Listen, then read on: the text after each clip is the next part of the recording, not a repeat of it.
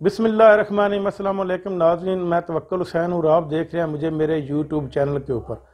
आज से दो तीन दिन पहले जो अदम एतमाद की तारीख मुस्तरद होने के बाद अपोजिशन जो है वो मसलसल कोमे की हालत में जा रही है और वेंटिलेटर के ऊपर पड़ी हुई है। अपोजिशन को समझ नहीं आ रही कि अब हम क्या करें। पहले तो यही लोग कहते थे कि जल्द इलेक्शन कराया जाए ताकि साफ और शफाफ इलेक्शन हो और जो हुकूमत इलेक्शन के बाद मुंतखब हो उसको मैंडेट के साथ मुंतखब हो उसको तस्लीम किया जाए, क्योंकि ये जो इमरान खान की हुकूमत है ये सिलेक्टेड गवर्नमेंट है।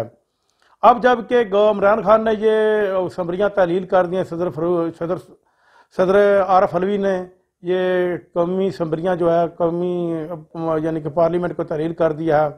तो अब ये केस लेकर सुप्रीम कोर्ट में चले गए हैं और वहाँ पर जाकर ये आइन के आर्टिकल 5 और 6 की तशरीह मांग रहे हैं सुप्रीम कोर्ट से, जबकि सुप्रीम कोर्ट में पहले ही एक केस हुकूमत ने दायर कर रखा है सदारती रेफरेंस की शक्ल में कि वो तशरीह मांगे उनसे 63A की, यानी कि 63A की शक्ल में जो लोग मुनर्रफ हुए हैं वो उनको ताहयात नाहल होना पड़ेगा या वो इलेक्शन में हिस्सा नहीं ले सकेंगे।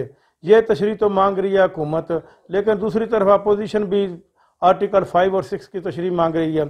और इस तरह अब अपोजिशन को समझ नहीं आ रही कि अब क्या करें। कभी तो वो फौज के ऊपर इल्ज़ाम लगा देते हैं कि कौमी सलामती कमेटी में जो बात ज़ेर गौर आई उसके ऊपर फ़ौज का मौक़िफ़ वाज़ेह होना चाहिए, जबकि गुज़श्ता रोज़ DGISPR ने मेजर जनरल बाबर इफ्तिकार ने भी इस बात को वाज़ेह कर दिया है कि जो मुश्तरका अलामिया जारी हुआ था उसमें हम बिल्कुल वहाँ पर मौजूद थे और वह हमारी मशावरत के से जारी हुआ था। इससे कोई दो राय नहीं है कि हमारा उससे कोई तल्लक नहीं है, वो हमारी राय से जो जारी हुआ था। और दूसरी तरफ जो अमेरिका के सरकारी अहदेदार है डोनाल्ड लो, उन्होंने ये कहा, अब उन्होंने पाकिस्तान से कहा है कि ये मैंने साजिश, अब वो साजिश करने से भी मुकर रहा है और ख़ास तौर पर अमेरिका भी इससे पीछे हट रहा है। ये पहला वाक़या है कि अमेरिका ने अपने किए के ऊपर पीछे हटने का सोचा, लेकिन अमेरिका तो एक भूखे रीछ की तरह होता है। वो कभी भी जिस मुल्क के ऊपर का नुकसान करता है तो वह कभी भी उससे पीछे नहीं हटता। लेकिन अब अमेरिका की वो अजारादारी पूरी दुनिया के ऊपर नहीं रही है, ख़ास तौर पर एशिया के मालिक में। तो अब अमेरिका को हर बात से पीछे हटना पड़ जाता है। सबसे पहले तो पाकिस्तान के ऊपर उसकी बहुत बड़ी इजारादारी होती थी, वो उसके कहने के ऊपर कि उसका कोई भी एक सरकारी अहदेदार कह देता था तो हुकूमतें गिर जाती थी और नई हुकूमतें बन जाती थी और जब चाहे जो चाहे वो कर लेता था, अड्डे लेने चाहे तो वो ले जाता था।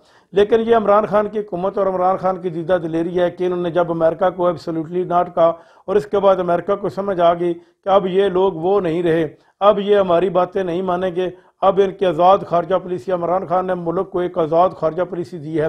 इमरान खान अब निकल चुके हैं अवाम में, हर रोज़ शाम को वो रावलपिंडी में भी एक जलसा मुनक़द कराते हैं।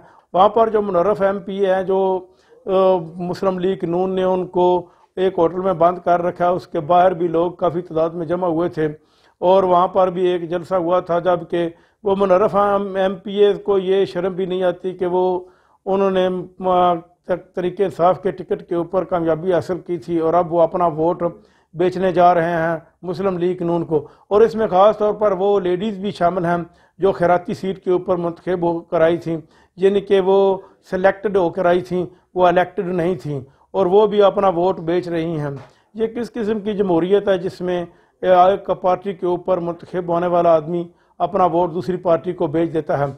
अब इमरान खान जो इलेक्शन कराने जा रहे हैं ये आज़ाद फेयर होंगे इलेक्शन, और इसमें इमरान खान ने ख़ास तौर पर कहा कि मैं अपने अच्छे वर्कर और कैंडिडेट को, जो हमारा पुराना वर्कर है उसको मैं टिकट दूंगा और इंशाल्लाह वो ही जीतेगा और इससे ये जो अदम एतमाद की तरीके हैं आइंदा कभी भी नहीं आ सकेंगी।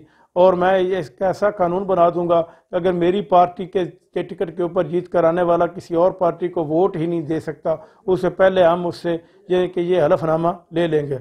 अब तक के लिए इतना ही, अपना ख्याल रखिएगा। अल्लाह निगहबान।